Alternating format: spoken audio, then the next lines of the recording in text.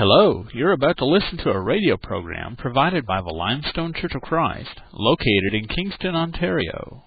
Please feel free to check us out on the web at lookinguntojesus.net.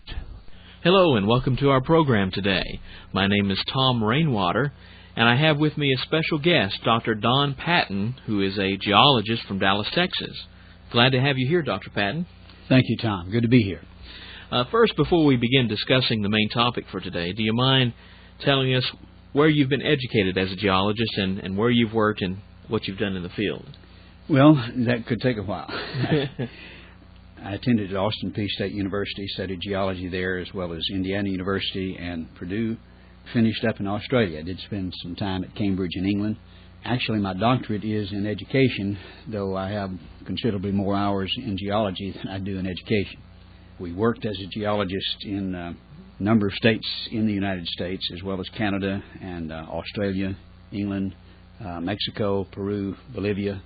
When I get home, I'll be leaving for Israel and Lebanon, where we'll be doing some work there. So you've done quite a lot of work in the field. I'm afraid so. For how many years have you been a geologist? Well, started back in about '06. No, not quite. But I've been working at it about 25 years. All right. On today's program, we want to discuss with you this topic about the origin of man. Where did man come from? Was he designed and created by a supernatural being, or did man evolve from a lower form of life? Well, I'm convinced of creation, that's the best explanation of origins, both scientifically and, of course, necessarily if you believe in the Word of God. But science fits with that evidence perfectly. I hear a lot of people say that creation science is a mixing of terms, that how can the idea of creation be connected with science? I hear that from time to time. I think it misrepresents the issue entirely. The actual evolution that is at issue, that we disagree with, is not observable. That's really not directly a part of science. Likewise, creation is not observable. We have the same criticism there, but I think they stand in the same relationship. You can observe a number of things in this world. The scientific question, the proper approach is which one fits what we do observe best. And as we look at the world around us, I think we see some serious problems with the evolutionary theory, and I think we see that science fits best with the concept of creation. When you look at the fossil record, that becomes very obvious. Now, in talking about evolution, we're talking about the general theory of evolution. Could you tell our audience the difference between the special theory and the general theory? Well, Tom, I think that's an extremely important point. It's essential to define your terms to have an intelligent conversation. I can recall being in class once where the professor said, Mr. Patton, don't you believe in change? Evolution is just change. And I said, certainly I believe in change. I have some in my pocket, but I think we need to define our terms a little better if we're going to have a good conversation about it. Often they'll refer to things like Darwin's finches, the pepper moths, where we see some horizontal variation. The finches, which are typically in the textbooks described as different species, technically are not. Of course, what a species is up for grabs as well. As Theodosius Dobzhansky says, a species is whatever a good taxonomist says a species is.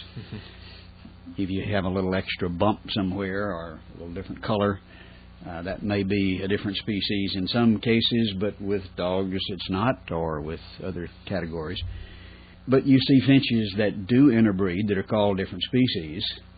I think it's horizontal variation. Likewise, the pepper moths in all of the textbooks are supposed to be evidence of evolution. We find that before the Industrial Revolution in England, the white, light-colored pepper moths were camouflaged on the trees, whereas the dark ones stood out. After the Industrial Revolution, soot covered the trees, then you see the reverse. The dark ones were camouflaged. And so you see a change in the relative numbers in the population, though there were light ones before and dark ones, and there were light ones and dark ones afterwards. There's no real change except the relative numbers in the population. That's what's given as evidence for evolution in the textbooks. That's not evolution. That's not a change from one kind to another kind. It's not even a variation except in the relative numbers of each type. But people will reason with regard to these horizontal variations and reach the conclusion with regard to a common origin for all things. And they're two entirely different things. One doesn't necessarily argue for the other. Of course, their assumption is the small changes add up over time to the big ones. That's merely an assumption. It's not observed. And there's very negative evidence against that view.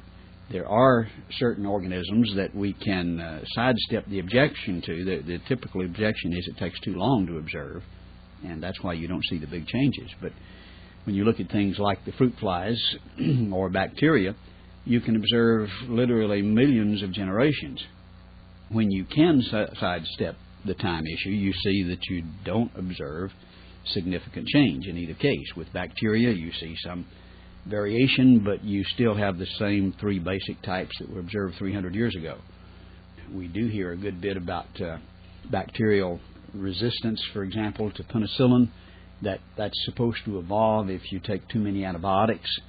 Exposure to antibiotics makes you resistant. Well, what we've learned is that that's really a negative approach to what's going on. If you don't really understand what's happening, you're not going to be able to deal with it very well, and that is not what's happening.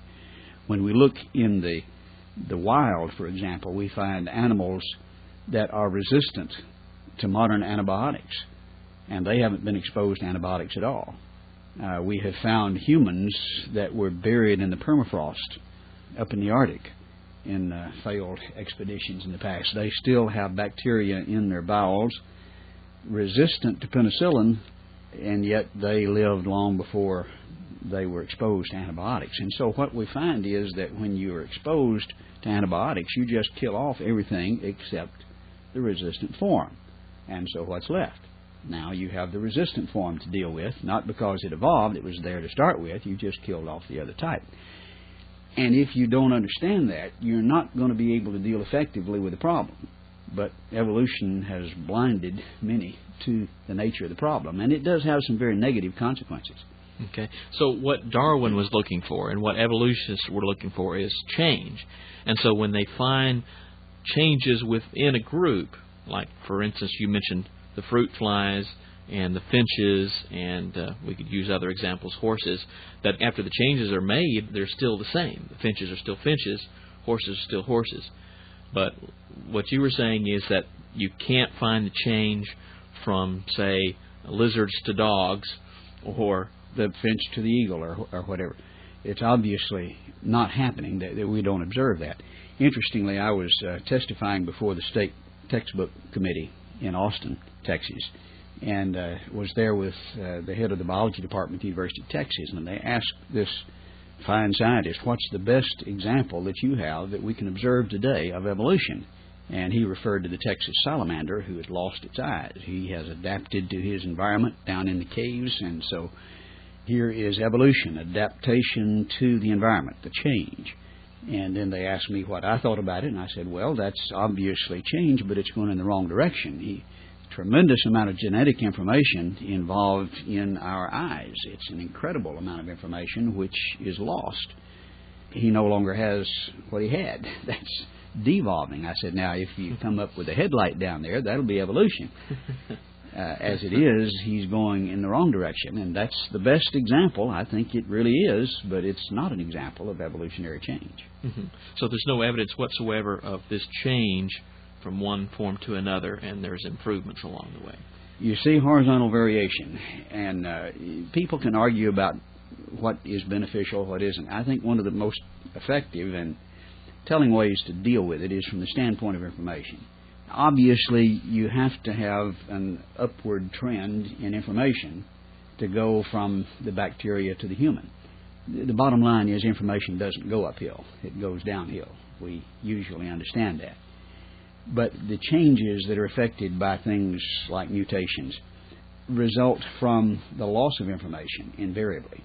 And every change that they point to, like the salamander, invariably involves a loss of information. With the bacterial resistance we were talking about, here are two forms that coexist. You kill off one, the other is left.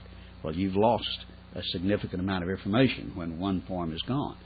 you have no new information, you just lose something that was there. That's invariably what's involved in the things that they point to as examples of evolution. It's a downward trend in information. So you mentioned mutation.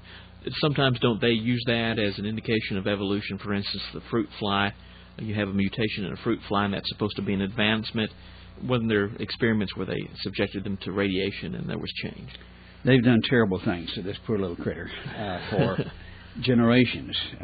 Since the early 1900s, college kids have been subjecting them to mutagenic chemicals and then to radiation. And one of the reasons they choose the fruit fly is it's got one of the highest rates of mutation of any organism. And so we should be able to see some evolutionary change. And they have a new generation about every 2 weeks. When you multiply every 2 weeks, and you do that for 100 years, you ought to be able to see something. Still got the same fruit fly. Now, some of them got curly wings, and some of them got eyes that can't see, and different colored eyes. But they're exactly the same species. Some of them got a little extra bump here and there. A few of them will point to one that has developed on the island of Hawaii as a new species. They can call it that, but it's still a fruit fly. It hasn't become a horse fly or a house fly. And then when it comes back to another environment, it reverts back to the original form. It's not the kind of change that adds up and changes to something else. It's just horizontal variation.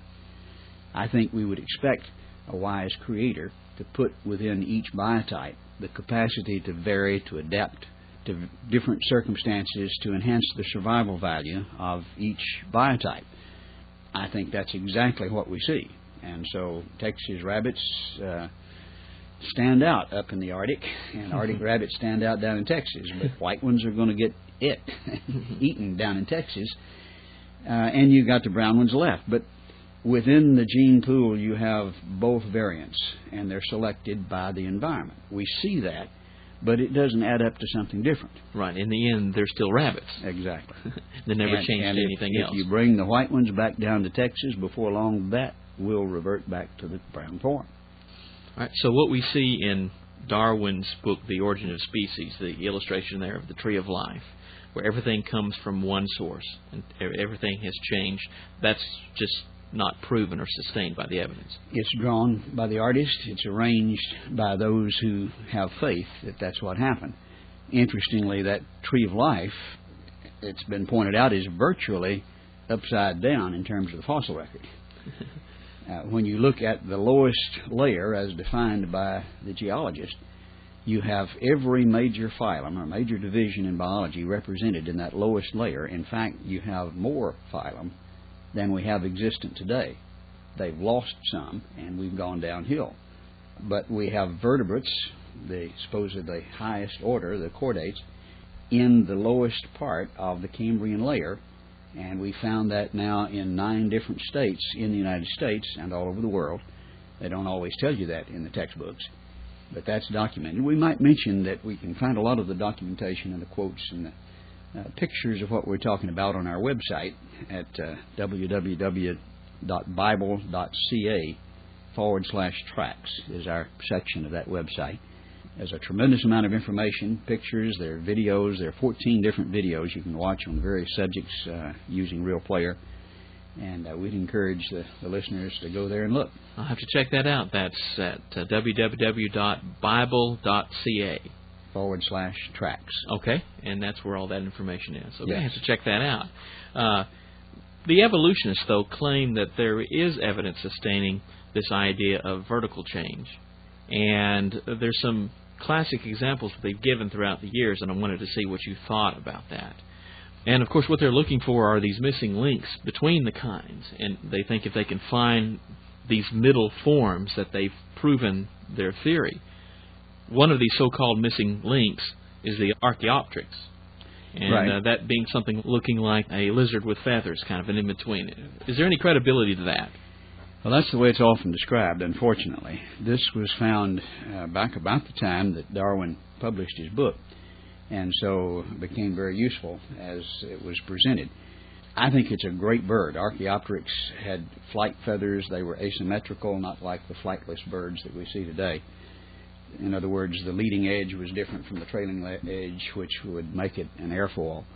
It had strong flight muscles, and the arrangement of the feathers on the wings are beautifully preserved in the Solnhofen limestone there in Germany, and they're just exactly like modern birds. Now, the thing that makes it unique that we're often referred to is the fact that you look on the beak and it does have teeth, and that's supposed to mean it's very primitive. And again, back to the point we made a moment ago, what's the difference between it and some modern birds? It's lost its teeth. It's gone the other way. Most of us don't think when we lose our teeth we're getting more advanced. There are some birds that have teeth and some that don't. There are some reptiles that have teeth and some that don't. Some mammals do, some don't. Maybe some of our listeners have teeth and some don't. What does that say in terms of evolution? It's a tremendous amount of genetic information that is not there in modern birds, but was there in this form that's supposed to be primitive. What are we proving here? That seems to be going backwards. We're also referred to claws on the end of the wing, which most modern birds don't have. But there are a number of modern birds that do have teeth and that have claws. The Hoatzin down in South America is almost a perfect model for the kind of claws that we see on this bird, that I think is an excellent bird with perfectly good feathers. But the real problem that this confronts with the fossil record is that we've now found dozens of examples of, quote, fully acknowledged modern birds that are supposed to be earlier in the record than Archaeopteryx. A recent find was just announced a couple of weeks ago of several that were found over in China that were perfectly modern birds that are almost half again as old. Dr. Jim Jensen, University of Utah, found an example some 20 years ago of a very modern bird, as he described it, that was considerably lower in the record than this thing that's supposed to have led to birds. If birds got there first, it can hardly be an ancestor. A doctor out at Texas Tech, an associate of mine, found a bird that was half again as old as Archaeopteryx.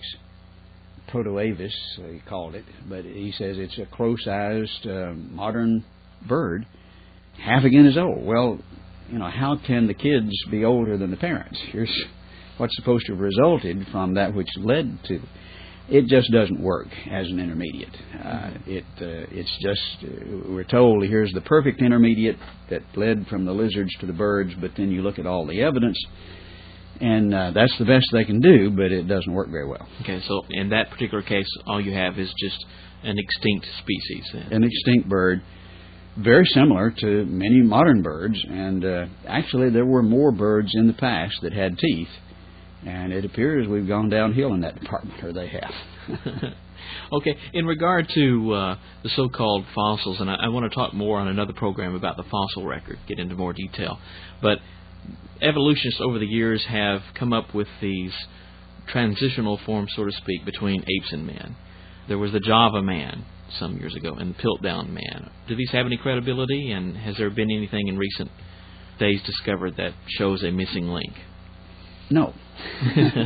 That's the simple answer. The Java man has evolved since he was found, and we've learned more about him. When he was first found, we had the partial cranium and a leg bone, and that was it. They were found some 75 yards apart in different layers over in Java. Now then, they have found more specimens fairly recently, and then they've also applied some dating techniques that I don't have a great deal of confidence in, but have totally changed the idea from being 500,000 years old now to 27,000 years old, we're told. I think they're both wrong, but if it's 27,000 years old, it has nothing to do with the evolution of man, which is supposed to have been around maybe 1 million years. Mm-hmm. And so the ideas now are all over the place. I think he was a modern man. Dubois, who found this specimen, acknowledged modern man, the Wajak-2 skull, with him. He just didn't tell anybody about it for 40 years. Mm-hmm. But he had very much larger cranial capacity than we have in the same layer. So when you get all the information on the table, you see a very different picture from what's often presented. In the case of the Java man, though, you're saying that all that was found was just a piece of the skull and a part of a leg bone? Initially, that was all that was found. And then a few teeth. Since then, we found several specimens, and that has led them to change the view. And well, didn't they, though, at the time of the discovery, make all of these elaborate drawings of, here we have these two little pieces. They've drawn this ape-like And how humanoid. do they draw it? Well, they believe in an ape man, and so they draw an ape man.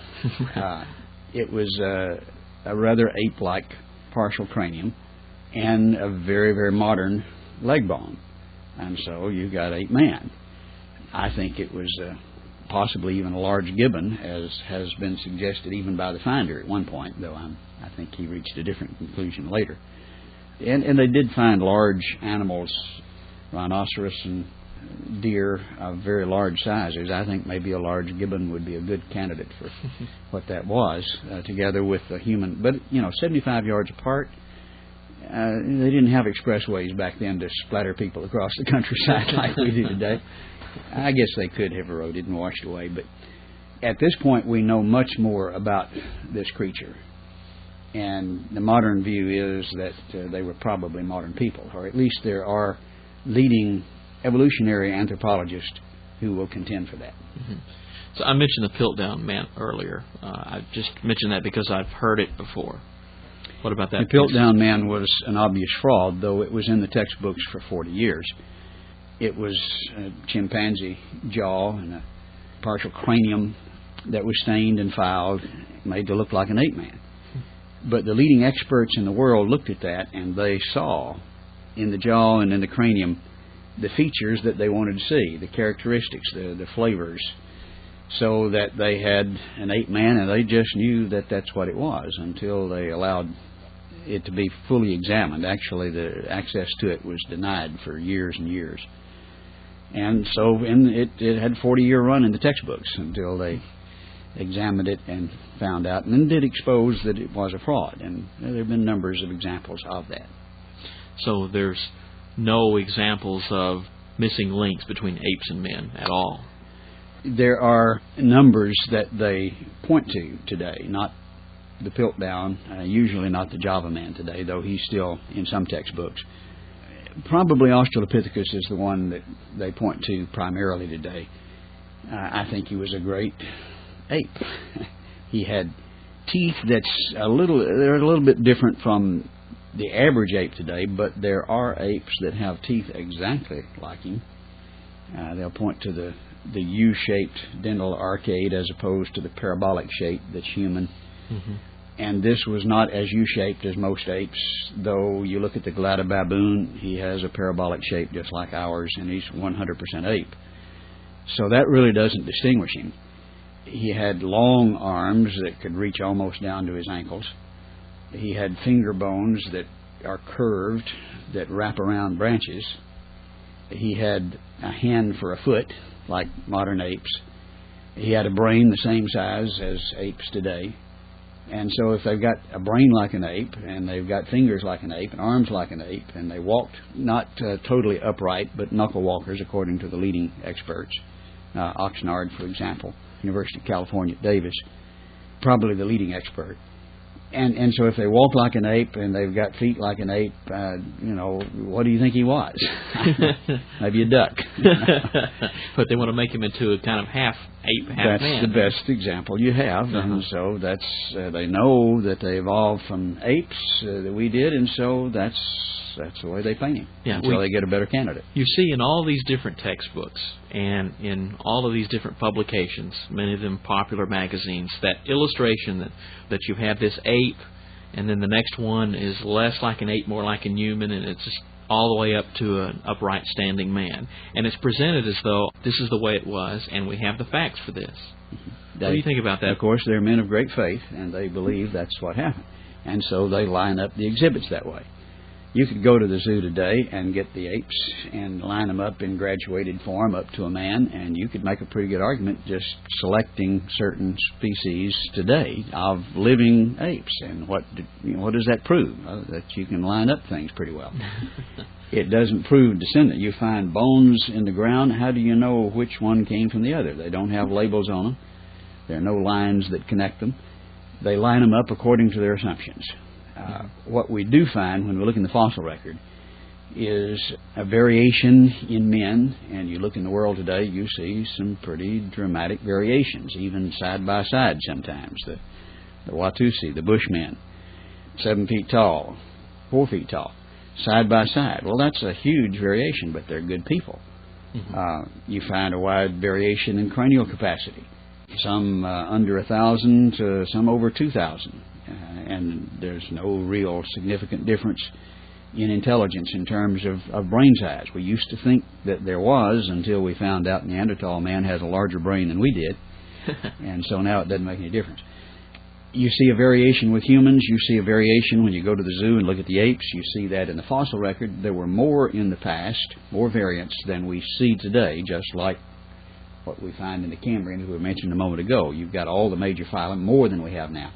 Have more types of apes, and the variation has gone downhill, and some of them are extinct, and they got to find something, and so they find some of those extinct apes and line them up. Bottom line is you've got good apes and you've got good men, and in between is where the foolishness starts. As someone said there, you take a little incus opus and a little hocus pocus, and you come up with Pithecus spoofus. They've tried hard to fill that gap, but there's no real good gap in between. You got apes and you got men. Well, one more thing that the evolutionists have used for a long time is Ernst Haeckel's comparative drawings of embryos. Like, here's an embryo of a human. It looks like the embryo of some animal, and since they're similar in their embryonic state, then they must have a common ancestor. Right. What about that? That has been used in thousands of textbooks for over 100 years now. Haeckel was one of the major proponents of Darwinism, and he drew these embryos, and the drawings have been in all the textbooks. It was a fraud. He drew similarities that weren't there. He ignored different sizes and made them look very similar. The argument being that, look at the embryo, they start out looking the same and evolve in different directions in the womb. And so the fact that they look similar to start with indicates a common origin. That wouldn't necessarily prove the point. The Creator could create that kind of situation, but the main point is that those drawings are a fraud. They have been exposed in the secular literature, and there are a few textbooks now acknowledging that. Some of them have said in debate, well, yes, we know this is not true, and acknowledge that it was a fraud, but they're still in most of the textbooks. It's a fraudulent argument, and we have that documentation with the quotes that you can look up in Science and Nature, various journals that document the fraudulent nature of that argument. Well, Dr. Patton, it looks like that we've run out of time for today's program. I want to thank you for being here, and I want to have you back next time, and we're going to talk about dinosaurs, and ask, did dinosaurs and humans exist at the same time? And then another program about the fossil record, go into more detail about that, and glad to have you here today. Thank you, sir, and we'll look forward to it.